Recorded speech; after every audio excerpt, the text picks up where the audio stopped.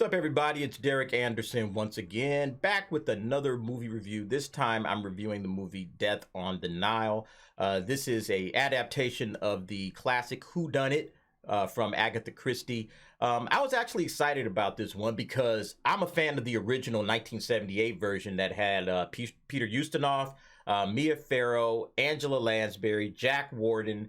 Who else was in that? George Kennedy, David Niven. This is like, it's one of those all-star cast that, you know, they used to have back in the day. And this film, no exception. They put a lot of star power in this. Of course, you see Gal Gadot right there. Armie Hammer is in this. Letitia Wright's in this. Annette Bening. And then, of course, Kenneth Branagh as Hercule Poirot. I never can say that name. But this is a really solidly made movie. You can see the vistas and the pictures are beautiful. You know, it takes place in Egypt, so you have these wide sprawling shots of the Nile. You have shots of the pyramids, of different you know, kind of touristy type of places that you would see if you were on tour going through the country of Egypt.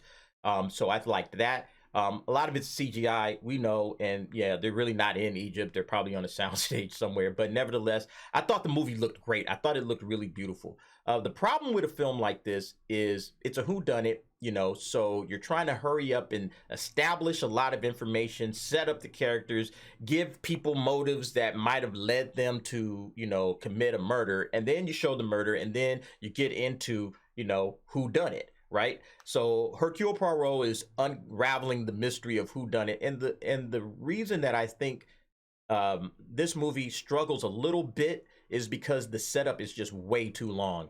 It takes about an hour to get to, I think, the murder. Like, the murder takes place, you know, 40 minutes to an hour, and it's like, okay, we got to hurry up and get to this murder. That's the reason why we, you know, are here, because we want to see the unraveling of the mystery. And the reason I like this movie is it's one of the better endings. It's a very satisfying type of an ending for a murder mystery. A lot of murder mysteries don't really have a satisfying ending.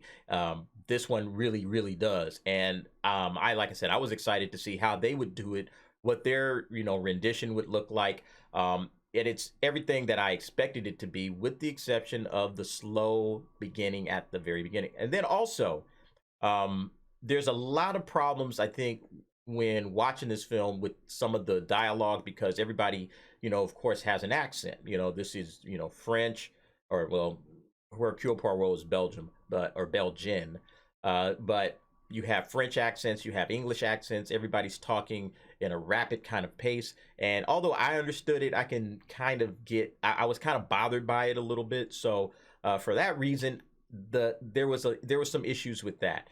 But outside of that, I thought it was a really, you know, good movie. It took a little too long to get to the conclusion.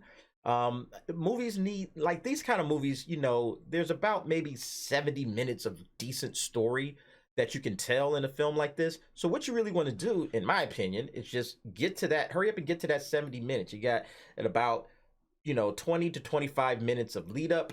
And then once you get to the lead part, then, okay, let's move on. Let's start telling the whodunit piece. Let Hercule Poirot do his interviews, unravel the mysteries. Let's see all the, you know, get the tension ratcheted up. And then once you do that, all right, that's it. Let's, you know, reveal the murderer, and, you know, kind of have a, you know, wrap up, and that's it. 100 minutes probably would have been enough to do everything that I just explained. This movie takes about 20 more minutes than that. So for that reason, that was the thing I would say kind of hurt the movie. But in any case, let's go ahead and see what the scores look like. All right, Death on the Nile. So let's talk about the scores. Oh, I think I'm hiding the E here. You know what the words are. Okay, so first, obviously, we're talking about direction. Kenneth Branagh is a master. You know, he's a great director. Not going to take anything away from his ability to direct a film. However, I do have some questions about the pacing, and I think that definitely falls back on the director.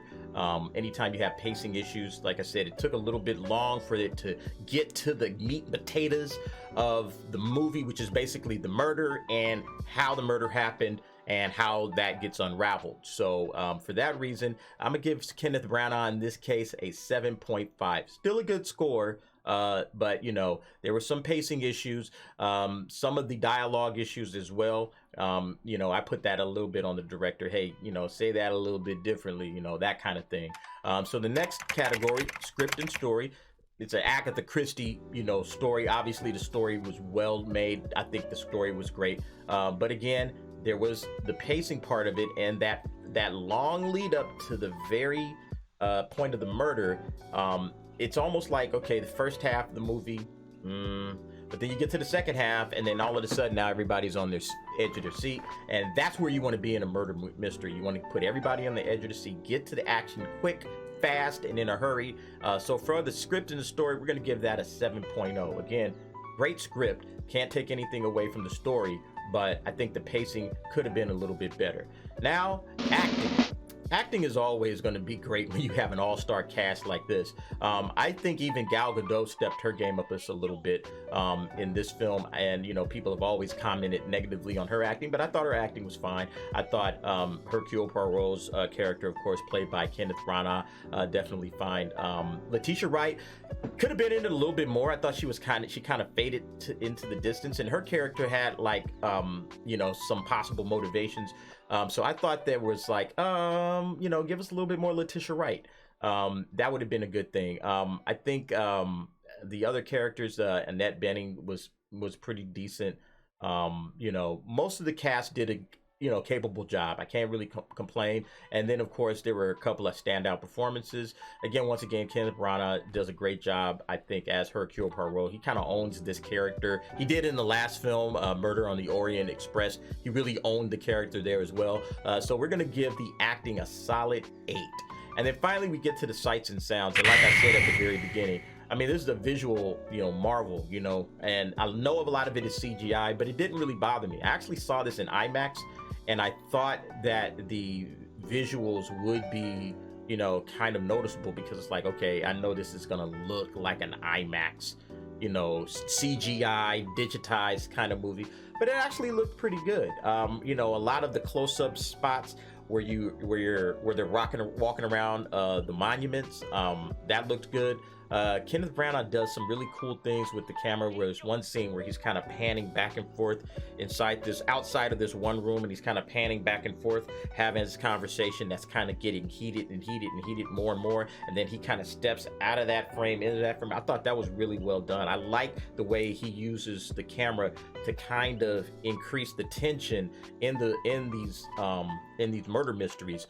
He did the same thing with the Murder on the Orient Express. There was a couple of little questionable issues that I had. It was one like from the floor shot where he's staring straight up at a character who ends up pulling out a weapon, and that was just like, I didn't like that. I don't know, something about that shot bothered me.